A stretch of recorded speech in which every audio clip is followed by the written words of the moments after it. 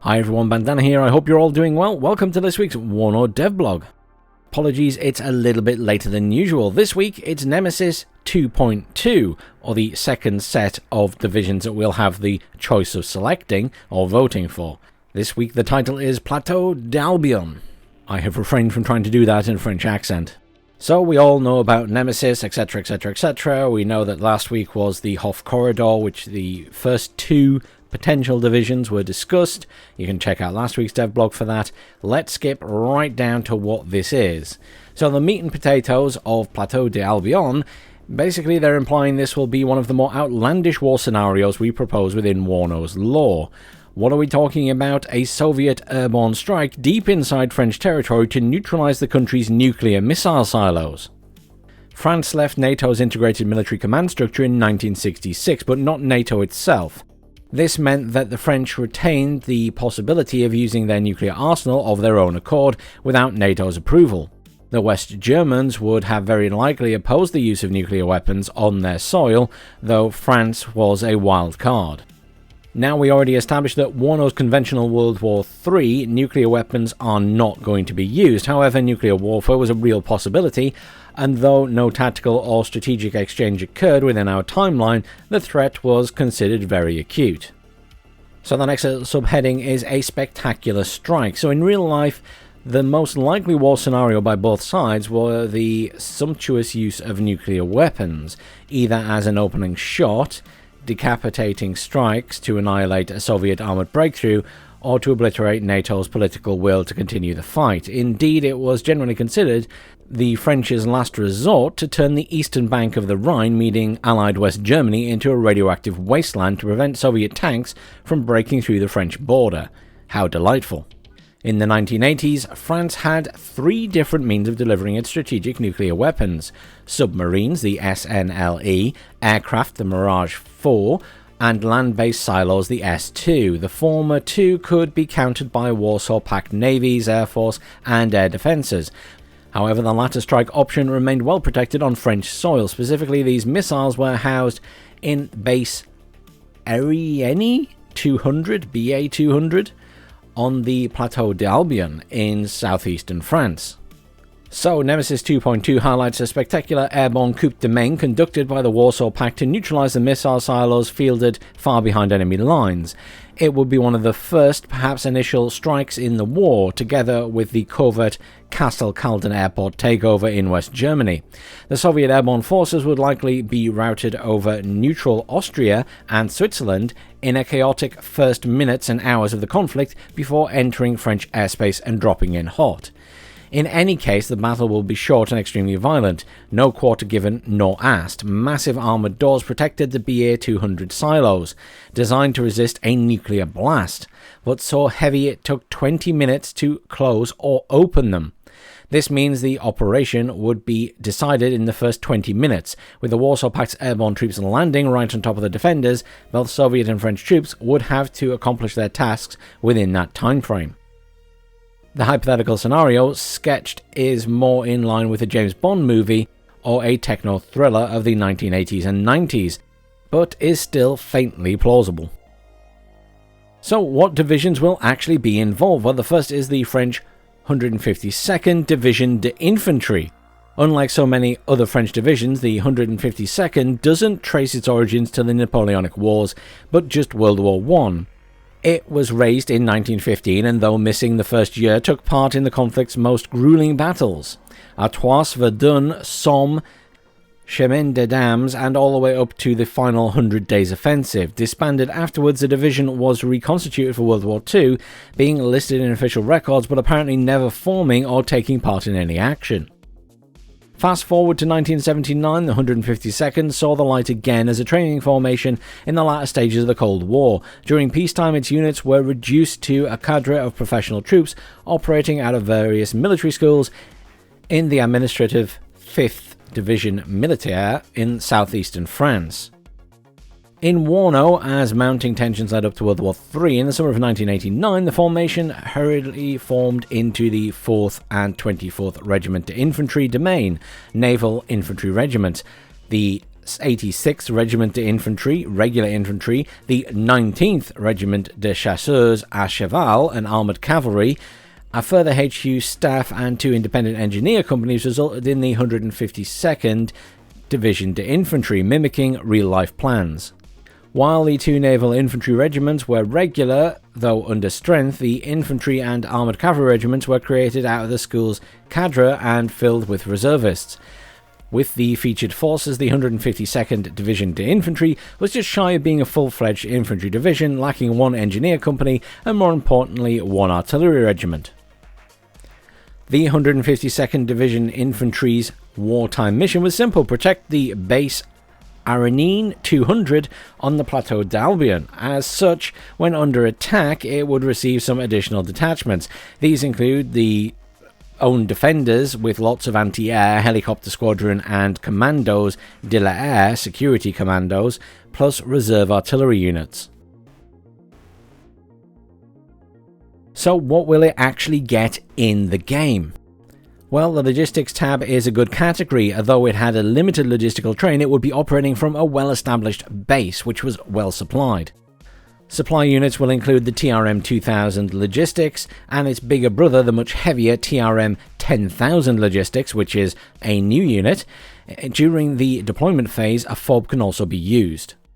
Command units featuring the new M201 PC, which is the P4's ancestor, basically a locally produced World War II Willys Jeep, a VAB PC, and an Alouette 2 PC, which is also new. The infantry tab will be the division's strongest category, as you might imagine it being an infantry division. The most numerous infantry unit on the table will be the reworked reservists, featuring the old LRAC 73 as its 4th weapon, led by the new Command Reservist Squad. Both units featured the reservist trait and will ride into battle either in the new M201 Jeep, a truck, or a VAB APC. Naval infantry will be present with a few cards of the regular new CMDT Marsois. I looked this up on Google and checked Favreau, and that's kind of how the French people seem to be pronouncing it. I can't get the accent right, so that's what it is for now. There'll also be a standard version of that squad and one with an A-Pilas. These are organised and equipped exactly like the Grenadier Voltigeurs counterparts, with only notable difference being the specific headgear the soldiers wore, the French army being rather fashionistas. To follow our approach to granting the shock trait to airborne troops as a whole, and to emphasise the close quarter combat training, we intend for the naval infantry of all nations to come featured with the resolute trait, emphasising their usually stronger esprit de corps. Therefore, these new squads will be organised along the lines of the already existing Grenadier Voltigeurs, but with the resolute trait. They will also deploy in either the M201 Jeep, a truck, or a VAB. I think that's an interesting choice. I think it's a fair choice for the sort of Marines and things like that to get the resolute trait. Anyhow, engineers will deploy from regular companies and are identical to the existing sappers in all variants, although less numerous than the regular divisions. The Prévôt Team Military Police will be complemented by some heavy-duty airfield security Gendarmes de l'Air combat squads. The French Air Force, the Armée de l'Air, will count towards the Commandos de l'Air, assigned to secure the perimeter of the base. These are special forces with a FAMAS, Mini Para, and an FRF-2, and are sole known French users of the WASP-58 disposable AT launcher. These units will be granted the security and special forces trait, with transports being either trucks, the Puma, or the new VIB. That latter unit is the Vehicle d'Intervention Blindé, an armoured intervention vehicle, being an Air Force VAB T-20/13 designed for airfield protection. Although visually slightly different, it will be roughly similar in stats to the latter, with only 2 main differences. It is non-amphibious and will be a transport featuring the security trait. Infantry crews served weapon teams will be the Res M40 A1 recoilless rifle, the Milan ATGM team, and the AAN F1 machine guns. Over in the artillery tab, it's pretty mediocre. As explained, the division could count on no organic artillery, only some reservist detachments. This means that the regimental MO8161 C 81mm mortar and the MO 120 RT61 120mm mortars, as well as the self-propelled VAB PM81. Heavier guns take the form of the reserve Res HM2A1 105mm and the Res MLE 50/63 155mm howitzers. Tank tab is an average category. The 152nd Division de Infantry could count on a full regiment of the light AML-90 used in the tank role. These will be divided into AML-90 PC command variant, a non-reservist variant, perhaps even vetted with a little experience as instructors, as well as the Res AML-90 with the reservist trait. Dedicated tank destroying units are composed of the M201 Milan. Recon is a pretty strong category, as the usual complement of AML-60 and AML-90 are included. New units include the 4-man Res Eclairs with the FAMAS, ANF-1 and LRAC-73, transportable in either the M201 or an armed 201 MG, which mounts the A52, which is an older AANF-1 chambered in 7.5mm rounds. Although removed from the frontline units, being either replaced with the ERC-90 or AMX-10RC in 1989, France still had several hundred Panhard EBR armoured cars in storage. There would be no better opportunity to include some of these golden oldies than in this battle group, thanks to its resident Armoured Cavalry School unit. The vehicle will be modelled as a single card of the Res EBR-90. In the flying department, the Armée de l'Air replaced their Gazelle helicopters with the Écureuil before the French Army's aviation arm, meaning the unarmed twin-engine helicopter will be deployable here first. Anti-air is a very good category. The French division only had a few regimental guns, but the base was very well defended against air attacks, which reflected in the unit's availability. These include, from the divisional, 53 T2 20mm guns, either towed or in the TRM 2000 Trask variant. The base and Plateau d'Albion as a whole fielded the new Cerebra twin 20mm guns crewed by commandos, hence the Special Forces trait, plus Bofors 40mm guns, as well as self-propelled Croytel SAMs and Mistral Manpad teams. Helicopter tab is not very good, with only a few armed helicopters from the base's own squadron. A few Écureuil 20mm can be deployed with autocannons. The nearest outside helicopter force which could deploy in support would come from Lyon's 5th Group D helicopters Leggers in the form of new older ATGM equipped Alouette SS-11s. Then in the air tab, as can be expected, the 152nd Infantry Division was close to several major air bases and could call on rapid French air support. The closest was rather unusual though, the Patrouille de France, the PAF base at Salon de Provence. 50 kilometers away, the PAF was the aerobatic aerial team with veteran pilots amongst its ranks. In the end of the 1980s, they had recently trained in their older but new in-game Fouga Magister for the new Alpha Jet E without a gun. Both will be available as light experienced bombers. More existing aircraft will be added depending on the divisional needs once playtesting has started. So overall, the 152nd Division de Infantry will be a reserve division with versatile infantry and many light armoured cars supporting heavy armaments. This battle group will have very powerful anti-air defences, with aircraft making up for the lack of artillery and helicopters. Okay, so what about over at the other side? Well, it's the 76th Guards Airborne Division. The 76th Guards Airborne Division would have had the unenviable task of destroying the French nuclear weapons and likely die trying in the process. As can be guessed, the Soviet VDV formation traces its lineage back to World War II, where its parent division, the 157th Rifle Division, fought with distinction in various epic battles, including the Battle of Stalingrad, Battle of Kursk, Operation Bagration, and the Berlin Offensive. After the war, it was reaffirmed as a Soviet Airborne Division and part of the VDV. While it never served in the Afghan war, it was used to quell inter-ethnic tensions in the Soviet Union's near abroad in the late 1980s.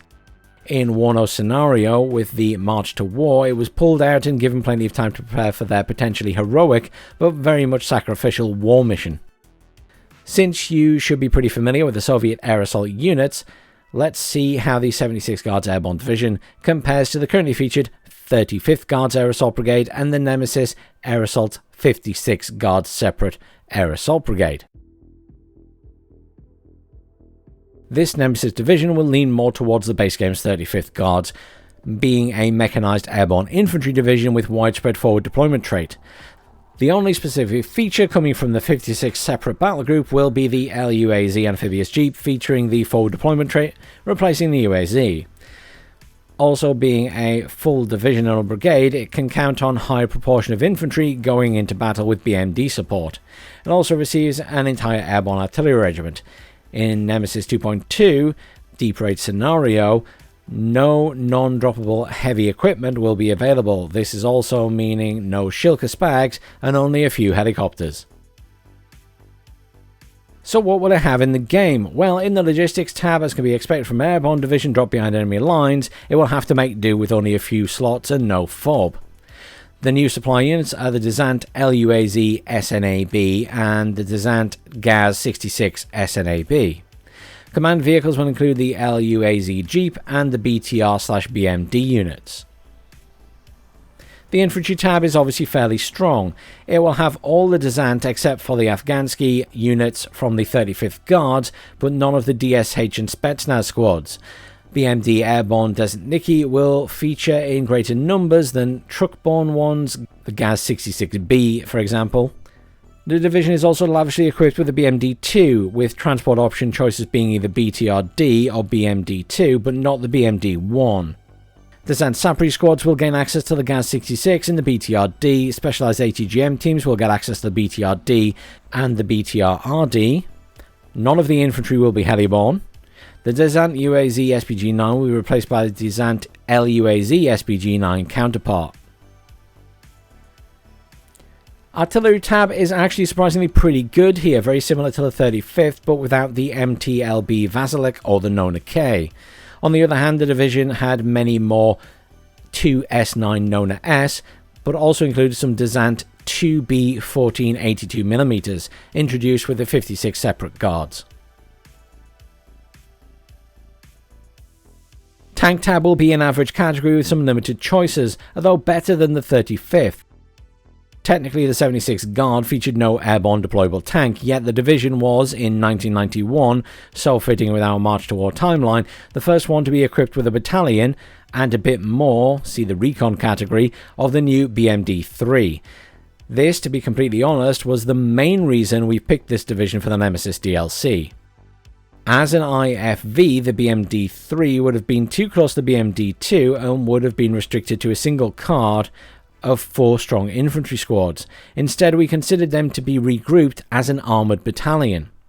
The division therefore will receive some BMD-3 light airborne tanks with +1 front armour compared to the BMD-2, and armed with a 30mm autocannon, Conkers M ATGM, PKT and an AGS-17 thanks to the new 4th weapon slot.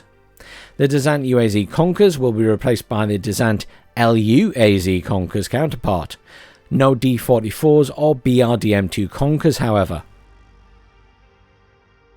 The Recon tab can be considered a little bit better than 35th Guards in terms of slots and cost, while featuring the same set of units. It can count on the Desant Razvedka Spetsnaz GRU and the 1V1119 Riostat. The UAZ KPV will be replaced with the Desant LUAZ AGS-17.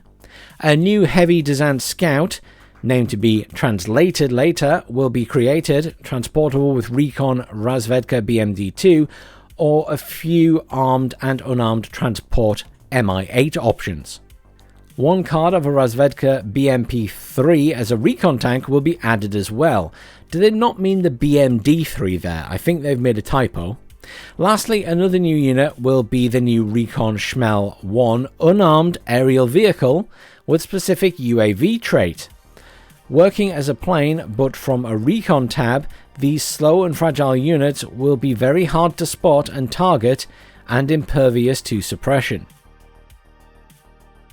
Anti-air tab will be pretty mediocre category, though the 76th Guards had an entire anti-air battalion at its disposal, meaning I think they're going to get lots of slots. However, the choice is going to be limited to light units only.